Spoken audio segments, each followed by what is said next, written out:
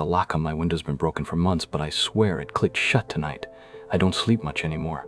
Not since the fire escape started creaking at 3,000 a.m. every morning. Mom's been gone 3 years. And the last thing she said to me was, "You shouldn't have gone into the basement that day."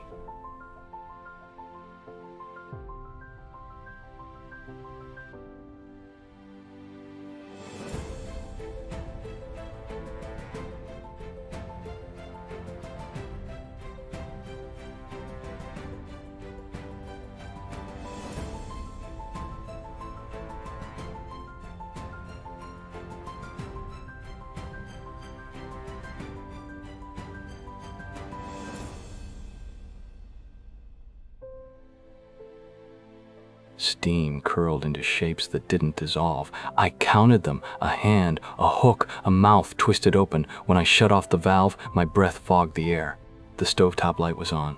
Orange coils burning, nothing. I snapped it off. The fridge hummed too loud, a wet, labored sound, like the apartment was breathing. Something shifted in the hallway. Not a shadow. Shadows don't lean. The streetlight flickered, and it was just the coat rack, Mom's moth-eaten scarf dangling from a hook. When I finally stood, my chair screeched, but behind me, another chair answered. Softer, slower, like something sitting down. Beyond my reflection, something blurred the Brooklyn skyline. Not fog, not smoke, just a suggestion of motion, as if the night itself had hesitated. The deadbolt holds. But my tea's gone cold, and the second mug, Aaron's mug, chipped at the rim, isn't in the sink anymore. It's on the table. Half full. Half full. The tea's surface trembles. A ripple, though my hand isn't moving. Condensation glides down Aaron's mug, pooling around the coaster. She never used coasters. Her voice hums in my head, a memory sharp as glass. "Cold brew's better for the nerves, Jake." But Aaron's been in Portland since June. 3 breaths. 4. The radiator hisses, though the thermostat's been dead for weeks. Steam coils rise again, lazy, deliberate. A shape forms, a question mark or a noose. The clock ticks toward 3,000 in. I close my eyes. Count the seconds. Fire escape, iron wine, same as always. But tonight, footsteps, not descending, ascending.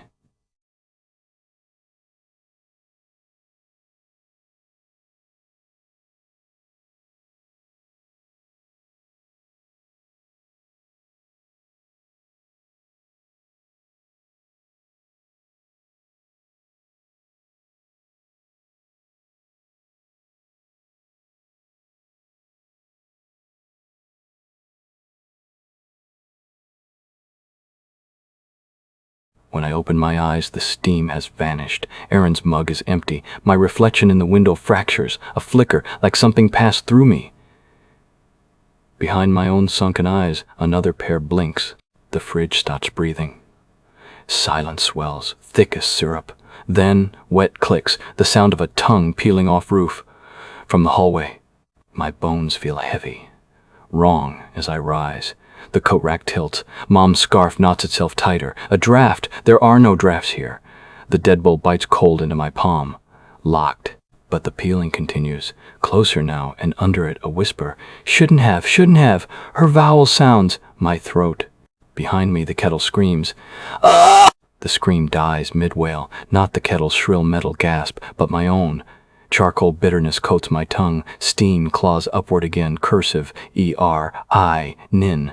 Vanishes. The hallway clicks quicken. Not wet anymore. Dry, insectile, a beetle trapped in a wall. My breath fogs the air. The thermostat's blank eye stares. Radiator hushed. A flute of light glows beneath the bathroom door. I turned that bulb off. Months ago. The floor tilts, wood grain swirling like smoke. There she is, a silhouette against the light. Shoulders sloped exactly like hers. Like mine in last winter's coat mirror. But I'm here, 2 rooms away. I step closer. The shadow head cocks. The light snuffs out. Darkness thickens, but the afterimage lingers. Her, gloved hands twisting, knitting, something. Using Mom's scarf. A hum rises. Distant traffic? No. Fluorescent. The bathroom bulb flickers alive again. Empty. Mirror cracked diagonally. Upper half shows the shower curtain pale, still. Lower half, fabric swaying, dripping. Something crawls up my calf. The cold isn't air. It's liquid seeping through my sock.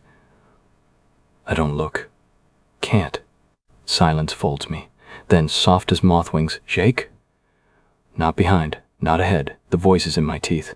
My jaw clenches around the name, Jake. A vibration, not a sound. It festers in my molars, sour like battery acid. The cold climbs higher, past my knees now. Mom's scarf had that jacquard pattern. S, S, S, S, S, S, S, S, S, S, E-R-I knees spelled in the knit, always hidden under her collar.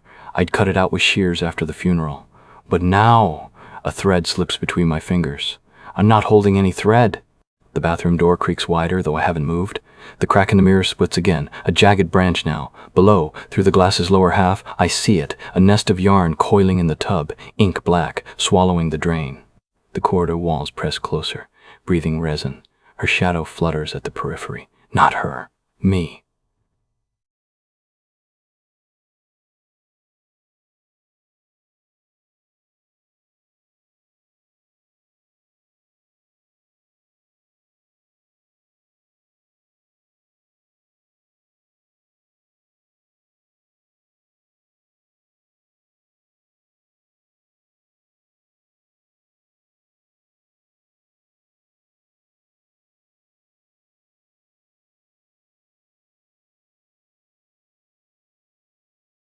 Clicking. Everywhere now. Beetle shells or fingernails? The thermostat blinks alive. 12 degrees C, 8 degrees C, 3 degrees C. The numbers twist into symbols. E. My breath crystallizes midair, hangs like a veil. Through it, the hallway elongates, floorboards warping into a wet, glistening throat. "Your turn," the voice murmurs. "Not from my teeth this time, but the yarn." It's my own voice, frayed. The scarf blooms in my palm suddenly, intact, thread squirming roots into my wrist. Blue wool, burnt at the edges. A chokehold of perfume, her perfume. I hear knitting needles, tap, tap, tapping, inside the walls. Two halves, always two halves. Above the mirror's crack, stillness. Below, the scarf tightens. The scarf's threads pulse in time with my heartbeat, a sick symbiosis. My veins itch where the roots burrow deeper, threading through bone like cross-stitch. The mirror's upper half shows my face, pale and wide-eyed. The lower half shows hers, wool-knit lips parted in a sigh. Tap, tap, tap. Louder. The needles aren't in the walls anymore. They're under my skin, knitting something behind my ribs. The yarn in the tub slithers after me, a skin serpent, whispering, "You kept the scissors, didn't you?" The scissors hum, eager. But my wrist won't bend. The blue wool tenses, guiding my hand toward my own sternum. Above the mirror, my reflection mouths help. Below, hers smiles. Frost webs my eyebrows. Something wet trickles down my ankle. Not blood. Yarn. My skin splits at the seams, releasing coils of black thread. A tendon in my neck snaps taut, yanking my head sideways to that familiar, terrible angle. Her perfume floods my mouth. In the mirror's broken edge, our faces fuse. The scissors twitch in my hand. "Little tailor," croons the yarn, "finish the pattern." The left half of my jaw unhinges with a muffled pop. No pain, only the wet slide of thread replacing marrow. I taste wool on my tongue. The mirror's crack widens, splintering the room into jagged shards. There's the clawfoot tub streaked with mildew. There, the light bulb flickering like a dying star. My fingers scrape the scissors' rusted eyelets, cold. The yarn beneath my sternum purrs. "Hurry, hurry!" The ceiling warps, plaster becoming loose-knit stitches. Needles click a lullaby in my molars. The scarf's roots constrict. My arm jerks upward, shears glinting. "Not mine! Not mine!" Like puppetry. The scissors sink into the seam between mirror halves. Silence. Then a sound like 100 buttons hitting the floor. The room unravels, wallpaper peels into yarn scraps, floorboards fray. My reflection dissolves into threads and teeth. Below the mirror's rift, her voice rises, velvet soft. "Almost perfect. A." Black yarn coils from my throat, knitting a collar around my neck. The scissors tremble, hungry.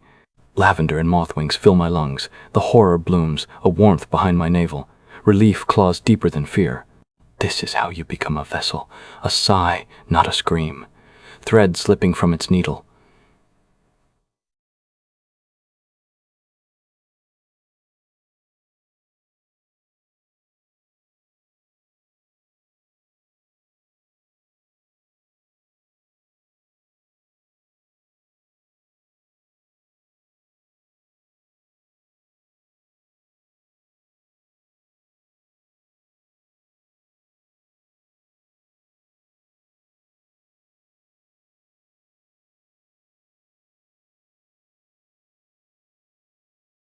tap, tap, tap. The light dies. Frost-kissed hands smooth my hair, hands I'd know anywhere.